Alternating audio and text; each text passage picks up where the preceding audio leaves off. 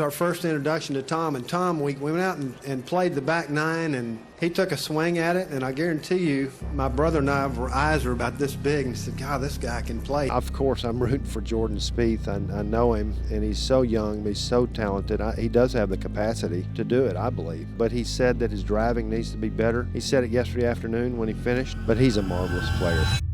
He was my GOAT. That's what 5 of golf's greatest would sincerely say about Ben Crenshaw. His legacy refuses to die. It grows stronger with each generation, passed down through the men who learned from his wisdom and teaching. If you're feeling this passion for golf's history and mentorship, give this video some hype. Ben Crenshaw is more than a champion with 19 PGA Tour victories and 2 Masters titles. He's the patron saint of the green. To Texas golfers, Crenshaw is a compass who taught them to read Augusta's greens and believe in fate. 5 golfers learned different lessons, yet all trace their greatest moments back to one man. Tom Kite was Ben Crenshaw's first mirror and greatest measuring stick. Their story begins with a moment of stark contrast at Austin Country Club around 1960. A 10-year-old named Tom Kite had just moved from Dallas. He arrived like a kid from a golf magazine, wearing slacks, thick glasses, and carrying a big red leather bag with sparkling new Wilson clubs. The Crenshaw boys were already fixtures at the club. When Kite stepped up to the tee, he unleashed a cartoonishly long swing, then whiffed completely. Crenshaw later said, "I met people that week I would play with for the rest of my life." That whiff began a binary star system in Texas golf. Kite, the relentless grinder, and Crenshaw, the artist. As they matured under Harvey Penick's watchful eye, their rivalry elevated the University of Texas golf program. They were competitive fuel for one another, pushing their games to Hall of Fame levels from age 10. The 1971 NCAA championship showed their power. Texas came from 15 shots behind to win by 7. In 1972, at Cape Coral, Texas became the first team to shoot subpar golf over the entire 4-day championship. In the individual race, Kite led after 2 days, while Crenshaw chased him down. When the final putt dropped, they were deadlocked. They shared the 1972 NCAA individual title, a poetic outcome. While they shared titles, they represented opposite philosophies from Harvey Penick. Penick fed Kite technical knowledge while he gave Crenshaw simple aphorisms like, "Take dead aim." Kite revolutionized the 60-degree wedge. Crenshaw became the wizard of the putter. Crenshaw dispelled rumors of animosity. "There wasn't a heated rivalry. We never disliked each other," Crenshaw said. Kite looked up to Crenshaw's ease, while Crenshaw admired Kite's perfectionism. Today, they remain active at the University of Texas Golf Club. If Tom Kite is the brother, Bill Rogers is the trusted lieutenant. A major champion in his own right, Rogers' career was significantly altered by Crenshaw's guidance. Rogers looks up to Crenshaw as a cultural mentor who taught him that a golfer's legacy is defined by more than domestic victories. In the early 1980s, the Open Championship was not pursued by most American professionals. Many disliked the travel, weather, and quirky bounces of links golf. Rogers was among the skeptics. Ben Crenshaw, a fervent Anglophile and student of golf history, intervened. Crenshaw understood that to be a true champion, one must conquer the links. He persuaded Rogers to play, emphasizing the historical weight of the claret jug. This intervention was not casual. It was a persistent push from a friend. The advice proved right. Rogers dominated the 1981 Open Championship, mastering the wind and bounces Crenshaw loved. He became Champion Golfer of the Year. In his victory speech, Rogers credited Crenshaw. Without Crenshaw's insistence on respecting golf's global roots, Rogers' victory likely would never have occurred. The bond deepened in 1999 when Crenshaw captained the U.S. Ryder Cup team. He selected Rogers as a lieutenant. Rogers witnessed the pressure as the team fell behind 10-6. While the media criticized Crenshaw, Rogers stood by him, watching him orchestrate belief over doubt. Beyond the competitive arena, Rogers looks up to Crenshaw as the standard-bearer for sportsmanship. Crenshaw has stated that we must preserve golf's integrity and carry on its true spirit. Rogers adopted this philosophy and credits Crenshaw with instilling reverence for the game's history. In Rogers' eyes, looking up to Crenshaw is synonymous with looking up to golf itself. Justin Leonard's relationship with Crenshaw is defined by the Battle of Brookline. While they share University of Texas pedigree, Leonard's reverence roots in the metaphysics of the 1999 Ryder Cup. Leonard regards Crenshaw as a visionary who willed a miracle into existence through sheer belief. To understand his admiration, reconstruct Saturday night. September 25th, 1999. The American team had been thoroughly outplayed and trailed 10-6. No team in Ryder Cup history had overcome such a deficit. The mood was deeply toxic throughout the compound. In this despair, Captain Crenshaw faced the press. He did not offer excuses. Instead, he offered prophecy. I'm going to leave y'all with one thought. I'm a big believer in fate. I have a good feeling about this match. To cynics, it sounded like rambling.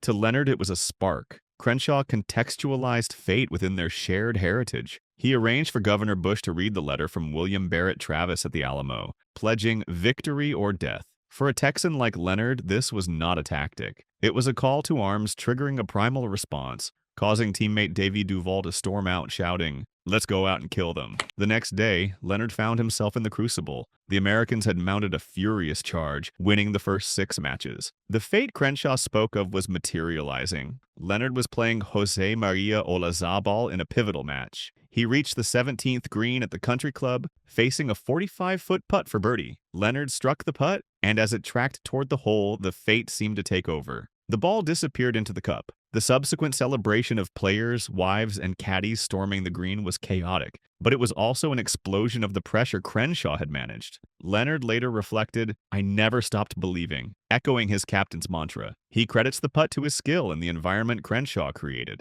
"He made me feel like some kind of equal," Leonard said of Crenshaw's gentle leadership, noting that Ben's demeanor allowed the team to perform under pressure. In the aftermath of that controversial moment, Leonard looked to Crenshaw to navigate the fallout and controversy. The Europeans were furious about the green invasion and the celebration that followed. Crenshaw, a man who prized sportsmanship and honor above all, was deeply pained by the accusation but firmly defended his team's passion. Leonard saw in Crenshaw a leader willing to absorb the criticism and anger to protect his players. Leonard's career is illustrious on its own, including an Open championship at Troon. Yet when asked about his legacy, he often returns to the values Crenshaw embodied. This desire reflects the man who led him at Brookline. Among the modern generation, Jordan Spieth is the anointed heir to Crenshaw's legacy. The parallels are eerie. Both are University of Texas alumni. Both are Masters champions. Both are defined by magical, erratic, brilliant putting. Both wear emotions on their sleeves with passion.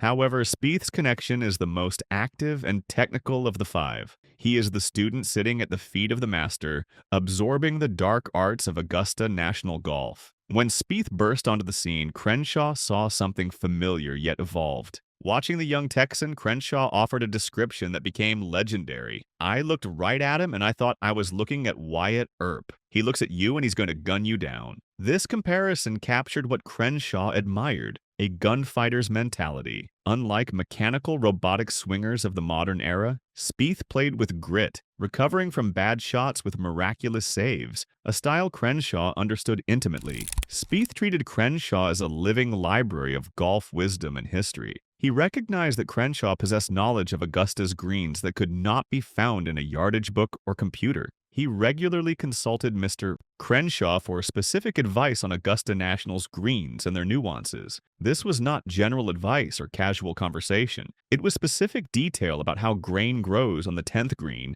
or how wind swirls mysteriously on the 12th. Other golfers noted that Ben was 5 shots around better than them on the greens due to this accumulated knowledge and feel. The 2015 Masters was the pivotal and symbolic moment in their relationship. It was symbolically perfect. Ben was playing his 44th and final Masters while Jordan was attempting to win his first. But the interaction was tangible and deeply personal throughout the week. Spieth leaned on Crenshaw for guidance and wisdom. The most critical intervention came before the final round. Spieth held the lead but battled insomnia and anxiety. On Sunday morning, he received a text from Crenshaw. The text read, "Stay patient. This is going to be yours. Just keep your head down and keep focused." Crucially, Crenshaw added instruction. Tell caddy Michael Greller the target score was 20 under par. This advice changed Spieth's psychology. Instead of playing defensively, he played aggressively to hit a number. Spieth went on to tie the tournament record of 18 under par and won the green jacket. In the aftermath, Spieth credited the text, stating it already made this a worthwhile Masters. Spieth looks to Crenshaw as the ultimate practitioner of the Texas way of putting,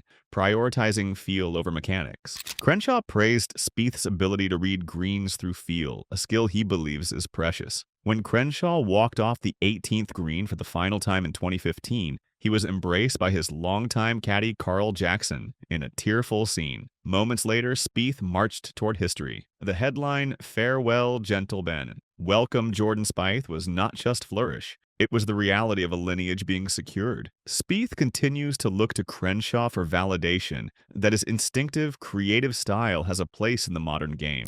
If Spieth inherited Crenshaw's artistry, Scottie Scheffler inherited his temperament. As the current dominant force in golf, Scheffler represents the latest evolution of the Texas pipeline. While his game is defined by modern power, his mind is tuned to the old-school frequency. He looks to Crenshaw as the template for emotional stability and competitive grace. Scheffler is acutely aware he did not arrive alone. He views himself as part of a continuum. He has noted the importance of the Texas legacy established by Crenshaw, Kite, and Leonard. "At UT Golf Club, we get to spend time around Ben Crenshaw," Scheffler said, highlighting the accessibility of these living legends. For Scheffler, Crenshaw is not a distant icon, but a present mentor. This proximity allows for a transfer of values. Scheffler has noted that the Texas pride Crenshaw embodies is about respecting tradition while pushing boundaries. When Scheffler wins, which he does at a historic and impressive rate, including the Masters and the Players' Championship, he often receives meaningful texts from Austin legends,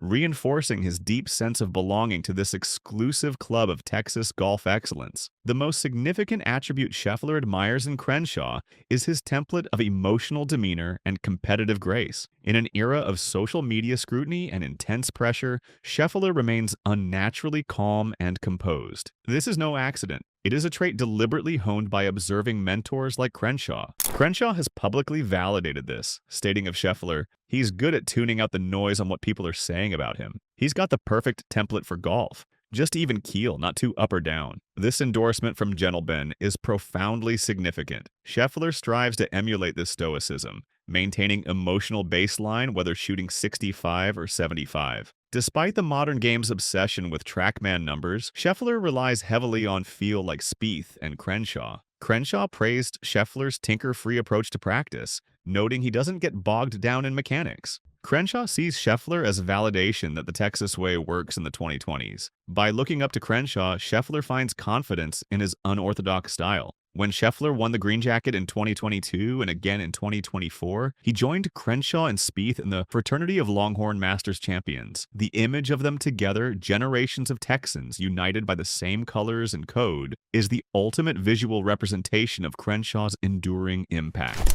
The influence of Ben Crenshaw on these five golfers reveals a sophisticated mechanism of mentorship operating on three distinct and powerful levels. First is the technical transfer, the art. For Kite, it was daily competition sharpening his skills. For Spieth, it is the specific transmission of local knowledge about Augusta's greens. Crenshaw acts as the living repository of data, ensuring hard-won wisdom survives beyond his playing career. Second is the strategic transfer, the mind. For Rodgers and Scheffler, the influence is distinctly strategic. Crenshaw guided Rodgers to understand the Open Championship's historic value, altering his career path. For Scheffler, Crenshaw provides the psychological blueprint of even-keel mindset required to handle being world number one. He grounds them in history. Third is the metaphysical transfer, the soul. For Leonard, the influence is purely spiritual. The 1999 Ryder Cup was won on belief, not mechanics. Crenshaw taught Leonard that fate is tangible. Ben Crenshaw's legacy is quantified by trophies and books, but the true measure of his life in golf is found in the careers of the men who followed him